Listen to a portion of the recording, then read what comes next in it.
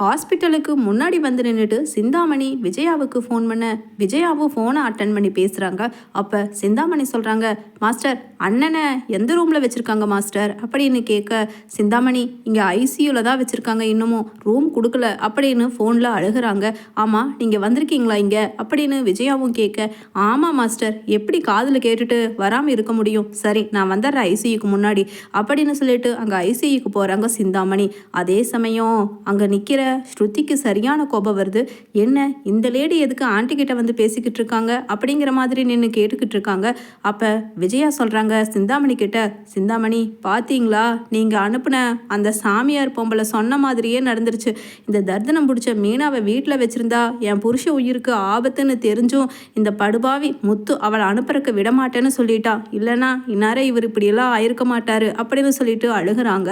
உடனே பக்கத்துல நிக்கிற ஸ்ருதி சொல்றாங்க, ஆண்டி வாட் நான்சென்ஸ், சும்மா சாமியார் சொன்னால் அந்த மாதிரி நடந்துடுமா? ஆமாம் எந்த சாமியார் அப்படின்னு சொல்லிட்டு கேட்குறாங்க. உடனே சிந்தாமணி, ஐயையோ இவ வேற துரு துருன்னு ஏதாவது நோண்டி நோண்டி கண்டுபிடிச்சிடுவாளே அப்படிங்கிற மாதிரி, அதை விடு கண்ணு, முதல்ல மாமாவுக்கு எப்படி இருக்கு அப்படின்னு சிந்தாமணியும் கேட்க, உடனே ஸ்ருதி சொல்கிறாங்க, என்னது அதை விடா, என்ன நீங்கள் எல்லாருமா சேர்ந்து பிளான் பண்ணி மீனா மேலே பழி போட்டு வீட்டை விட்டு அனுப்பணும்னு ஏதாவது பிளான் பண்ணி வச்சுருக்கீங்களா? அப்புறம் என்ன எந்த சாமியார் சொன்னாங்க, முதல்ல அவங்க பேர் சொல்லுங்கள், எங்கே இருப்பாங்க, அவங்கள போய் எங்கே பார்க்கணும் அப்படின்னு சொல்லிட்டு ஸ்ருதி கேட்குறாங்க. உடனே ஐயையோ நம்ம வீணா இங்கே வந்து வம்புல மாட்டிக்கிட்டோம் போலையே அப்படின்னு சொல்லிட்டு அங்கே முழிக்கிறாங்க சிந்தாமணி. உடனே விஜயா சொல்கிறாங்க, ஸ்ருதி அது எல்லாமே சிந்தாமணிக்கு தான் தெரியும், ஏன்னா அவங்க தான் அனுப்பிச்சு வச்சாங்க, அவ்வளவு பழிக்குது பாரு, இல்லைன்னா இப்படி உன் அங்கிளுக்கு ஆயிருக்குமா, எவ்வளவு சூப்பராக கரெக்டாக ஜோசியம் பார்த்து சொல்லியிருக்காங்கன்னு அப்படின்னு சொல்ல, உடனே ஆ ஆ இருங்க ஆண்டி இருங்க, உங்களுக்கு நான் உண்மையாக பொய்யாங்கிறத நிரூபிக்கிறேன் அப்படின்னு ஸ்ருதி மனசுக்குள்ளே நினச்சிட்டு,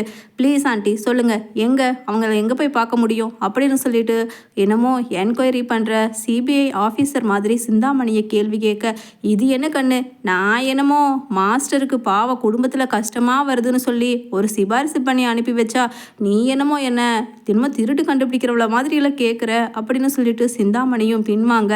ஆண்டி நீங்கள் ஒன்றும் என்னை பார்த்து போலீஸ்னு நினச்சி பயக்க வேண்டாம் ஆண்டி, நான் நார்மலாக தான் கேட்குறேன், ஏன்னா அடிபட்டு உள்ளே இருக்கிற அங்கிளுக்கு எப்படி நடக்கும், இனி எப்போ எழுந்துச்சு நடப்பார், என்னென்ன பண்ணுவார், கை கால் எல்லாம் அசைக்க முடியுமா, நடக்க முடியுமா, அவர் தலையில் வேற அடிபட்டிருக்குன்னு சொல்கிறாங்க, ஞாபகம்லாம் இருக்குமான்னு சொல்லி நம்ம அவங்கக்கிட்ட கேட்டால் தெரியும் தானே, ஏன்னா அவங்க தான் ப்ரிடிக்ட் பண்ணுறாங்கல்ல ஃப்யூச்சரில் நடக்கிறத, அதுக்காகத்தான் கேட்குறேன் அப்படின்னு சொல்லிட்டு கேட்குறாங்க ஸ்ருதி. உடனே விஜயாவும், ஆமாம் மாஸ்டர் எனக்கு என்னமோ ஸ்ருதி கேட்குறது கரெக்டாக தான் இருக்குது, ஆமாம் என் வீட்டுக்காரரு எழுந்திரிச்சு நடந்துருவாரா இல்லை அவரோட உயிருக்கு ஏதாவது இன்னும் ஆபத்து இருக்கான்னு இன்னொரு வாட்டி போய் ஸ்ருதியும் ரவியும் கேட்டுட்டு வர சொல்லுங்க சிந்தாமணி அப்படின்னு சொல்ல, உடனே சிந்தாமணியும் இவங்க கிட்ட தப்பிக்க முடியாது போல அப்படின்னு சொல்லிட்டு, இருங்க நான் அவங்களோட ஃபோன் நம்பரை கொடுக்குறேன், அவளையே இங்கே வர சொல்கிறேன் அப்படின்னு சொல்ல, நீங்கள் நினைக்கிற மாதிரி ஸ்ருதி அவங்க எல்லாம் உடனடியாக கிடைக்க மாட்டாங்க, புக் பண்ணணும், ஒரு வாரத்துக்கு முன்னாடி 10 நாளைக்கு முன்னாடி அவங்களோட அவைலபிலிட்டி இருந்தால் தான் நீ போய் பார்க்க முடியுமா கண்ணு அப்படின்னு சொல்லிட்டு சிந்தாமணியும் சொல்ல, உடனே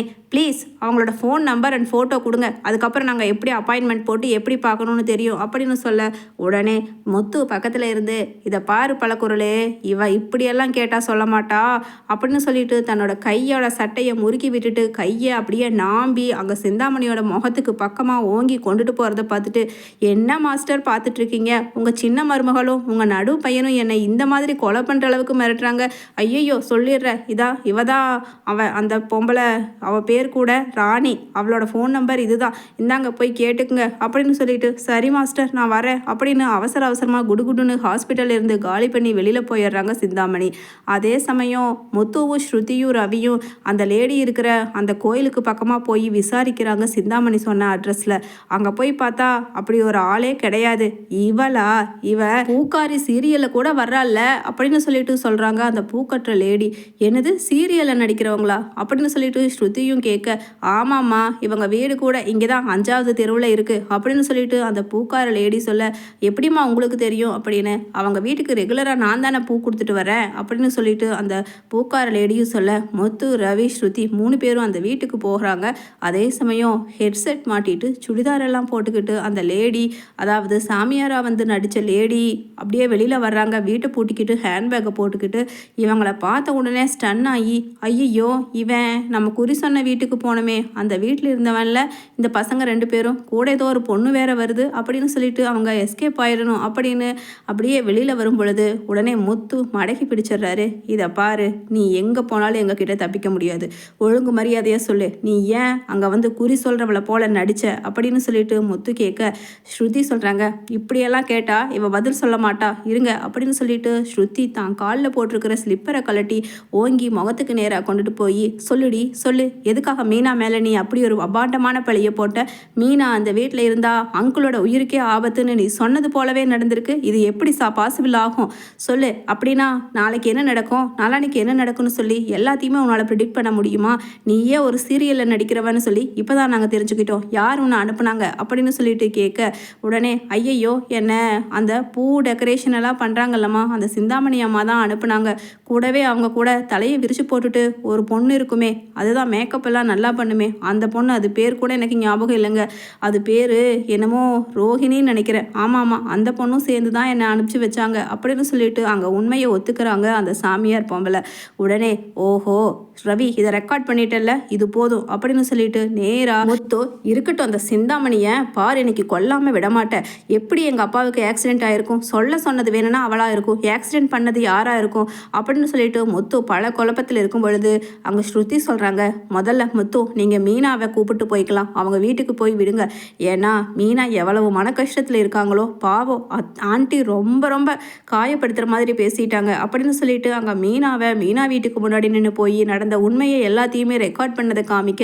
உடனே மீனாவும் என்னங்க சொல்கிறீங்க, இந்த மாதிரி எல்லாமா பண்ணுவா அந்த சிந்தாமணி அப்படின்னு சொல்லிட்டு, இனி விடுங்க, கண்டிப்பாக எனக்கு புரிஞ்சு போச்சு, மாமாவுக்கு சாதாரணமாக ஆக்சிடென்ட் ஆகலை, அவள் சொன்ன மாதிரியே என்னை வீட்டை விட்டு அனுப்பணும்னா மாமாவை அடிப்படை வச்சு ஹாஸ்பிட்டலில் சேர்த்துனா தான் அத்தை நம்ம மேலே கோபப்பட்டு வெளில துரத்துவாங்கன்னு சொல்லி மாமா மேலே கூட சத்தியமாக அவள் தான் பைக்கை விட்டு ஏற்ற சொல்லியிருப்பா, விடுங்க இப்போவே போய் அந்த சிந்தாமணியை பாருங்க அப்படின்னு சொல்லிட்டு 4 பேருமா கிளம்பி சிந்தாமணி வீட்டுக்கு போகிறாங்க. சிந்தாமணி வீட்டுக்கு போயிட்டு, ஒழுங்கு மரியாதையா உன் ஃபோனை எடுத்து ரோஹிணியை இங்கே வர சொல்லு, நாங்கள் இருக்கோன்னு சொல்லக்கூடாது, ஸ்பீக்கரில் போடு அப்படின்னு சொல்லிட்டு மீனா கத்தியை எடுத்து சிந்தாமணியோட கழுத்தில் வச்சுட்டு மிரட்ட, சிந்தாமணியும் ஐயையோ நல்லா வசமாக மாட்டிக்கிட்டோமே அப்படின்னு சொல்லிட்டு ஃபோன் பண்ணுறாங்க ரோஹிணிக்கு. ரோஹிணி, ஆண்டி சொல்லுங்க ஆண்டி அப்படின்னு சொல்ல, நீ எவ்வளவு பணமா அந்த